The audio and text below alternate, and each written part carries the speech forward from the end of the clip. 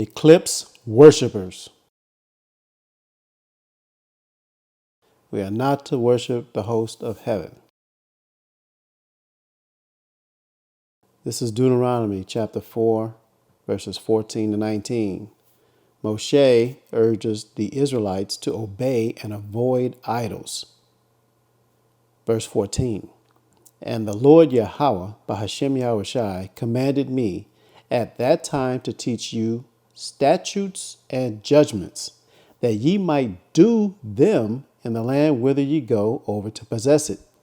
Take ye therefore good heed unto yourselves, for ye saw no manner of similitude on the day that the Lord Yahweh Bahashem Yahushai spake unto thee in Horeb out of the midst of the fire, lest ye corrupt yourselves and make you a graven image of wood, stone, or metal, plastic, or whatever material, the similitude of any figure, the likeness of male or female, your Jesus piece, the likeness of any beast that is on the earth, the likeness of any winged fowl that flieth in the air, the likeness of anything that creepeth on the ground, the likeness of any fish that is in the waters beneath the earth, unless thou lift up thine eyes unto heaven.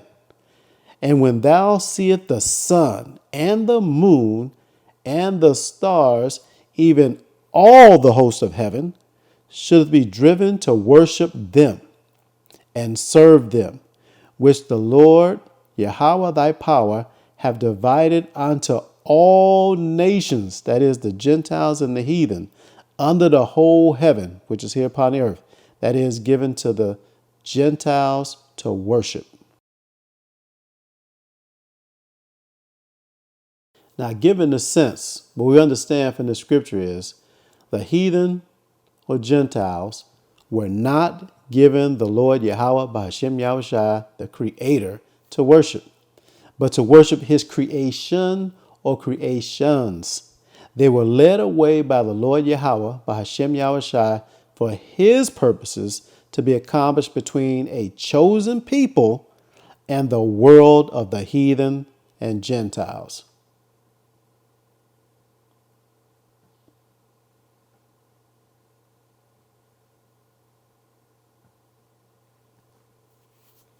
And this is what he gave to the Chinese, to the point that they have what they call a Chinese New Year that's near the end of the Hebrew year. And they have now for this year, for some reason, there's this multitude of sales propaganda to celebrate the Chinese New Year. This is pretty interesting, especially in this country, when the country foresees China as their enemy. So we're going to take a look at some news clips about this upcoming eclipse that's going to happen after the Passover. We have a whole bunch of solar eclipses that are coming up right now. This was the first solar eclipse in 38 years in America. How many people saw this one? Good. That, by the way, that one only touched the United States of America. It touched no other nation. It divided the nation almost perfectly geographically in half. But nothing divided about this nation, right? Here's the fun one, October 14th, 2023. Wait a second, that looks like it's coming right through here, and it is. A ring of fire eclipse will happen 50 miles south of here. It's going to be looking like this. This doesn't happen all the time. Most people live and die on planet Earth without ever seeing a complete eclipse. So you should really check this one out when you get a chance. And then, on April 8th, 2024, next year, 8 days after Easter, this eclipse cuts across the United States of America and Mexico and Canada. It will go over more metropolitan areas in one path than any other eclipse in the history of the Western Hemisphere. More people will see this eclipse than anywhere else. It is an amazing thing, and so be looking for that. This is what the 2017 and 2024 total eclipses, this is the pattern they make over the United States. That spot right in the middle where the X is is an area known as Little Egypt. It's where Cairo, Illinois is, and Memphis, Tennessee. Here is the pattern that the 3 eclipses make over the United States, 2017 to 2024. Interesting. Oh, look, the Paleo-Hebrew alphabet. Right there. That is the Hebrew letter Tav. This is what the Bible, the oldest parts of the Bible were written in this language. That's the last letter, the 22nd letter of the Hebrew. Notice it's a cross, an X. That's the Aleph, which became the A. You see how it looks like an A, right? Hold on.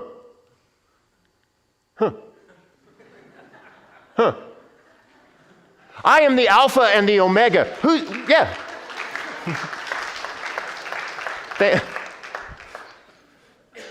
Who said that? I am the Alpha and the Omega.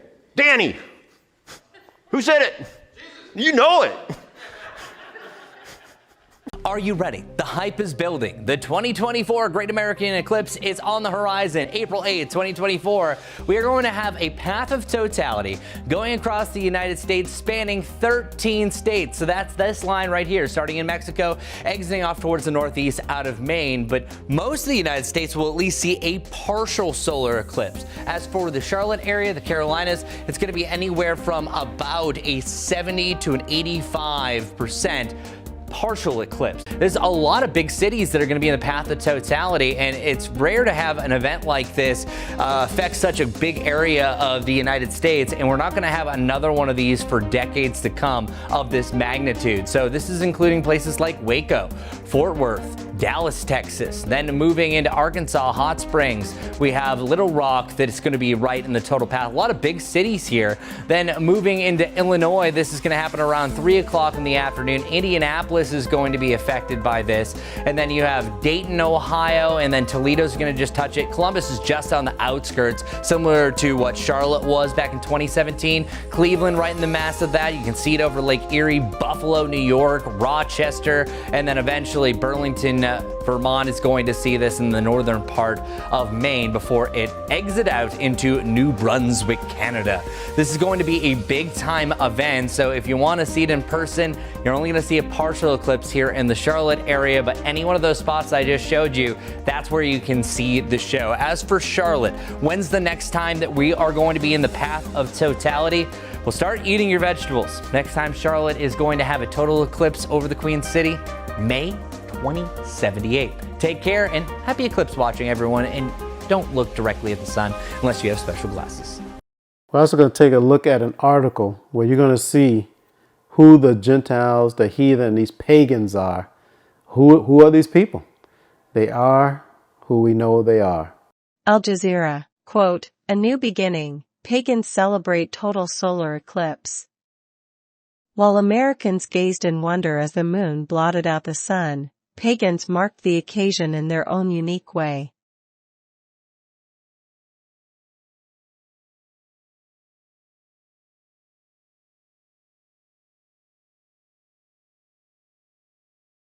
By Michaela Compton, published on August 23, 2017. Wooldridge, Missouri, U.S. For the pagan people of the Oak Spirit Sanctuary, Monday's total solar eclipse was a spiritual experience as well as a spectacle.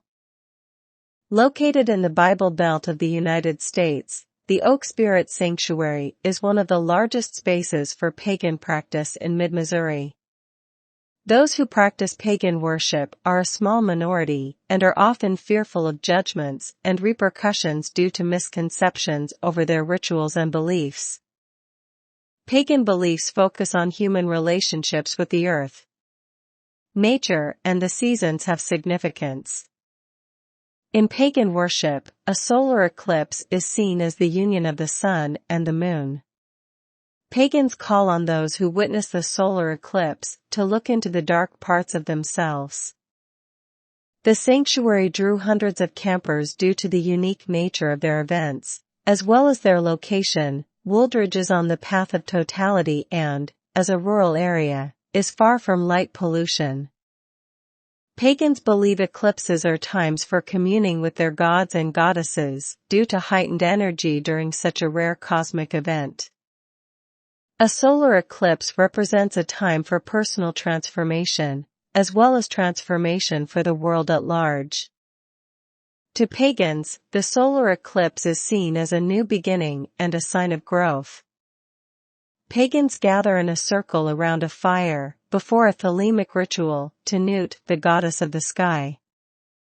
Standing in the ritual circle, pagans look to the sky, before the start of the total solar eclipse.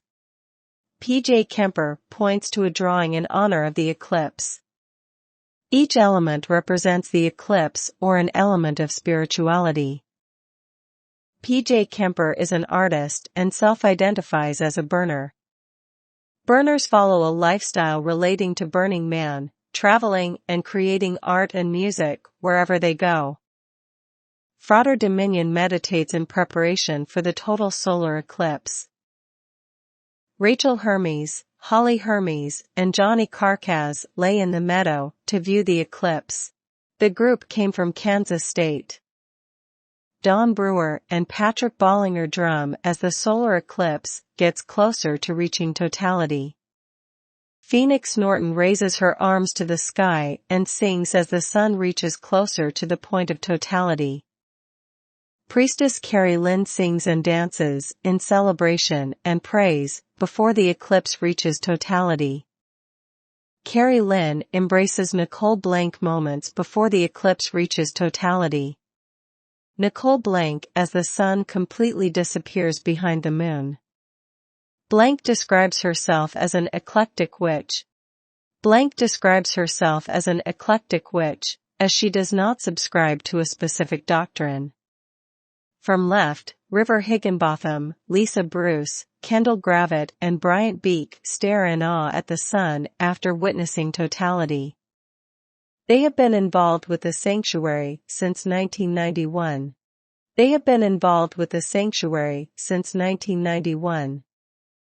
The moon is perfectly aligned with the sun as totality of the eclipse is reached. If that wasn't magic, I don't know what is, said pagan Samantha Walker of Hannibal, Missouri. This is what we heathen, Gentile, pagans believe, and there's much more to our paganism. All praises to the Most High Yahweh, Bahashem, Yahushai.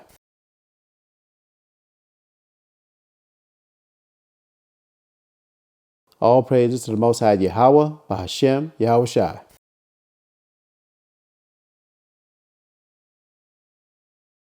All praises to the Most High Yahweh, Bahashem, Yahushai.